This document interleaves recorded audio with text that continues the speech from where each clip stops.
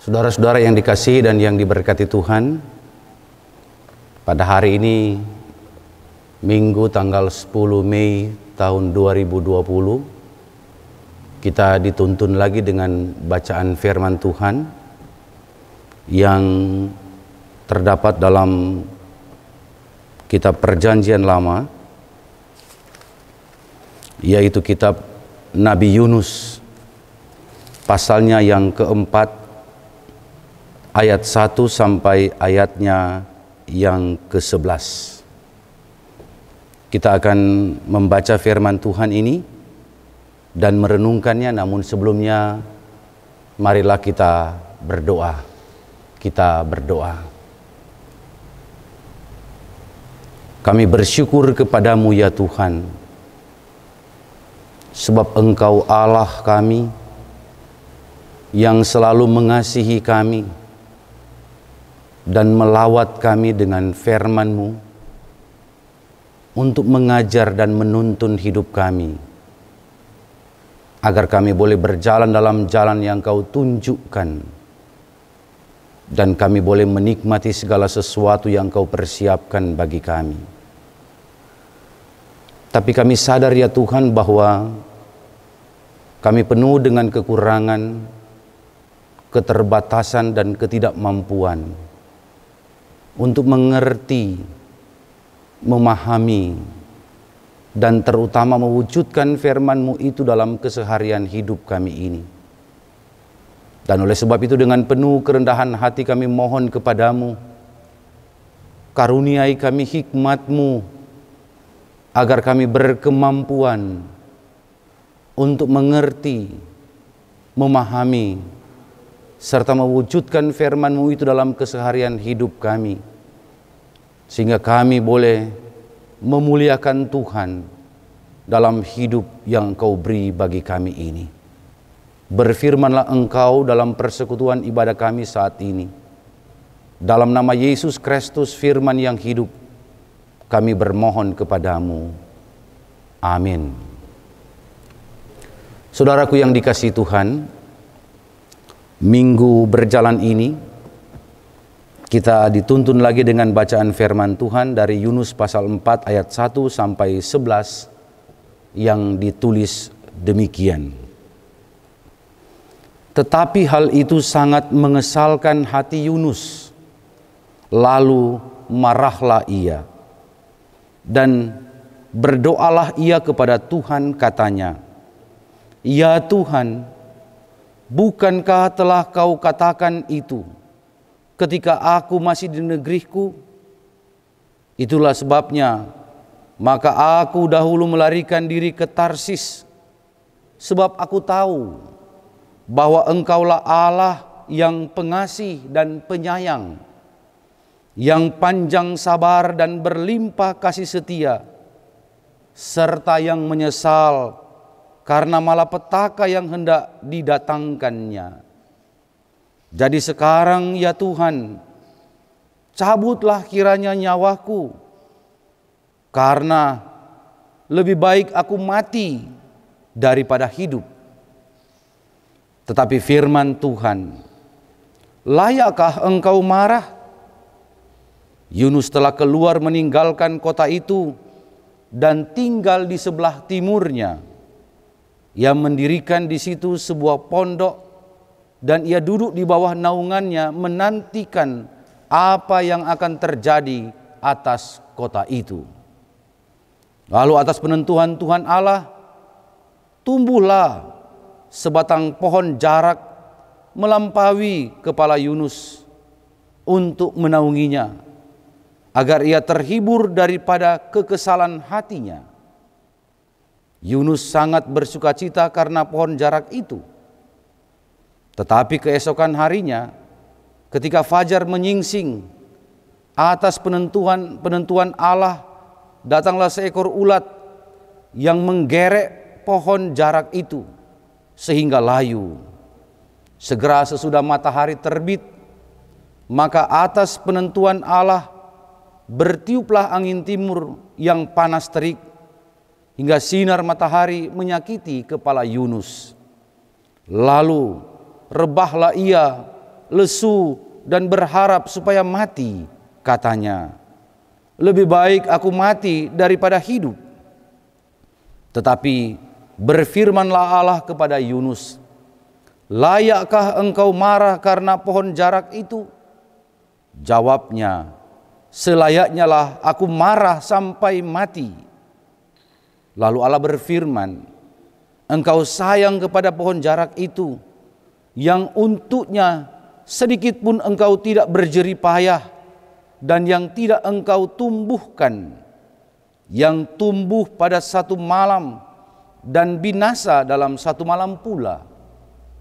Bagaimana tidak aku akan sayang kepada Nineve, kota yang besar itu, yang penduduk lebih dari 120.000 orang, yang semuanya tak tahu membedakan tangan kanan dari tangan kiri, dengan ternaknya yang banyak. Demikianlah bacaan firman Tuhan.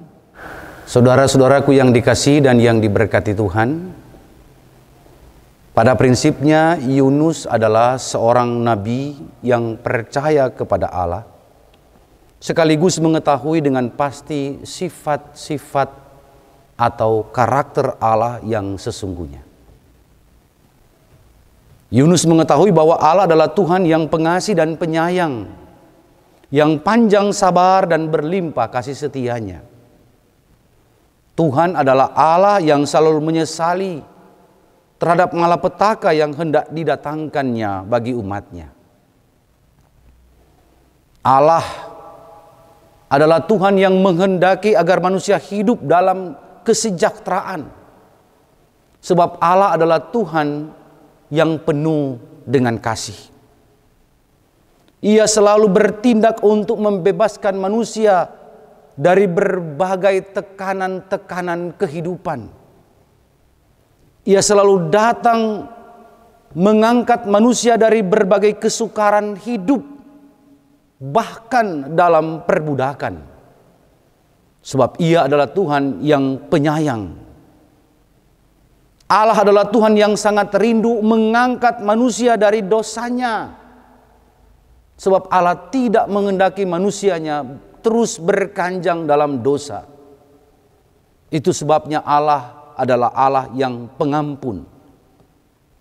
Dan keinginan Allah yang paling utama ialah bukan menghukum orang yang berdosa, tetapi pada prinsipnya Ia sangat merindukan, Ia mau menanti-nantikan pertobatan manusia. Itu sebabnya Allah dikenal sebagai Tuhan yang panjang sabar. Ia adalah Tuhan yang selalu setia pada perjanjian yang pernah diikatnya. Sekalipun perjanjian tersebut seringkali dilanggar oleh manusia. Ia selalu menjangkau orang berdosa dan membawa kembali dalam hubungan pribadi yang intim dengannya. Itulah sebabnya Allah adalah Tuhan yang penuh dengan kasih setia. Namun sesungguhnya Yunus adalah nabi yang hanya percaya kepada Tuhan dalam pikirannya saja. Ia tidak memiliki sifat dan karakter Allah dalam hatinya. Sebab hatinya diselubungi oleh sifat atau karakter yang eksklusif dan partikularis. Yaitu hati yang merasa bahwa dirinya atau kelompoknya atau agamanya lah yang paling benar. Tapi juga yang merasa bahwa dirinya, kelompoknya, agamanya lah yang paling patut menerima segala sesuatu yang baik dari Allah. Ia memiliki perasaan yang tidak senang, bahkan iri hati dan dendam terhadap orang Nineve sebagai ibu kota Asyur, karena pada tahun 722 Asyur pernah mengalahkan Israel bagian utara yang berpusat di Samaria. Dan itu berarti Samaria pernah diperintah oleh Niniwe sebagai ibu kota dari Asyur. Yunus pun menjadi marah. Sebab nubuat-nubuat yang pernah disampaikannya kepada orang Niniwe ternyata dibatalkan Tuhan. Oleh karena ternyata terjadi pertobatan dari kalangan orang Niniwe. Sekalipun orang Niniwe itu tidak disukai oleh Yunus. Realita ini membuat Yunus mengalami konflik batin yang mendalam. Sehingga ia bereaksi dengan emosi yang tak terkendali. Ia meminta kepada Tuhan supaya ia mati. Dan bersikeras menantikan dan mau menyaksikan kehancuran kota Niniwe seperti yang pernah dinubuatkan sebelumnya. Ia menyingkir keluar kota, membuat pondok dari dahan-dahan untuk menaungi dirinya dari sengatan matahari. Tetapi ternyata persoalan baru pun muncul ketika pohon jarak yang tumbuh atas perkenanan Tuhan dan menaungi Yunus dari sengatan matahari tersebut tiba-tiba mati karena sengatan ulat yang kemudian mengusik ketenangannya sehingga matahari menyengatnya atau menyakitinya kembali. Yunus kembali marah dan untuk kedua kalinya meminta untuk mati. Dalam kondisi seperti ini, Allah mempertanyakan sikap Yunus. Mengapa hambanya bisa begitu tidak saleh? Mengapa seorang nabi memiliki sifat eksklusif, partikularis, dan hanya tertuju kepada kepentingan pribadi? Jika Yunus merasa sayang kepada pohon jarak yang menaunginya tersebut, bukankah Allah lebih sayang terhadap orang-orang ciptaannya, termasuk mereka-mereka yang ada di kota Niniwe, yang kemudian membatalkan hukumannya karena pertobatan orang-orang Niniwe? Allah adalah Tuhan yang membenci dosa, tetapi sangat mengasihi orang yang berdosa. Ia terus-menerus membuka tangannya bagi pertobatan manusia. Ia menanti datangnya manusia-manusia yang bertobat. Dan tidak ada seorang pun yang berhak untuk mempertanyakan atau membenci pencurahan kasih setia Allah dalam penyelamatan manusia. Karena semua itu adalah hak prerogatif dari Allah sendiri. Dan orang Niniwe sesungguhnya adalah orang-orang yang patut dikasihani. Mereka adalah orang-orang yang membutuhkan hal tersebut. Sebab mereka adalah orang-orang yang tidak tahu apa-apa tentang petunjuk moral yang benar. Karena tidak ada orang yang menuntun mereka ke dalam jalan yang benar. Saudara-saudaraku yang dikasihi dan yang diberkati Tuhan, firman Tuhan yang kita renungkan hari ini sesungguhnya mengajar kita tentang beberapa hal. Yang pertama, bahwa hendaklah setiap hamba atau pelayan Tuhan, bahkan setiap orang yang percaya atau gereja, memiliki tanggung jawab yang besar untuk membawa setiap orang pada pertobatan, pada keselamatan dan kesejahteraan. Gereja memiliki kewajiban dan tanggung jawab itu untuk menghadirkan kepada dunia tentang kehendak Allah dalam rangka mewujudkan pertobatan, keselamatan, dan kesejahteraan. Yang kedua, hendaklah setiap hamba pelayan Tuhan, orang percaya atau gereja, memiliki kesadaran bahwa Allah adalah Tuhan yang memiliki hati dan sifat-sifat yang baik, yang bertujuan untuk mengangkat ciptaannya secara khusus manusia dari dosa. Dan tentunya sifat dan karakter Allah itu harus dimiliki oleh setiap hamba-hambanya, harus dimiliki oleh setiap pelayan-pelayan Tuhan, harus dimiliki oleh setiap orang yang percaya, harus dimiliki oleh gereja. Karena pada prinsipnya semua mereka yang dipercayakan tanggung jawab oleh Tuhan adalah sahabat Allah yang memiliki kedekatan khusus dengan Allah. Yang ketiga, hendaklah setiap hamba, pelayan Tuhan, dan setiap orang yang percaya atau gereja untuk tidak senang melihat orang susah dan tidak susah melihat orang senang. Sebaliknya, gereja, orang percaya, pelayan Tuhan, hamba Tuhan selalu bersedia untuk menangis dengan orang yang menangis dan bersukacita dengan orang yang bergembira. Dengan kata lain bahwa gereja memiliki tanggung jawab untuk bersimpati bahkan berempati secara nyata dengan persoalan-persoalan yang terjadi di sekitar, terutama yang sedang dialami oleh orang-orang yang sedang bergumul dalam kehidupan ini. Siapapun dia dan agama apapun yang ia yakini.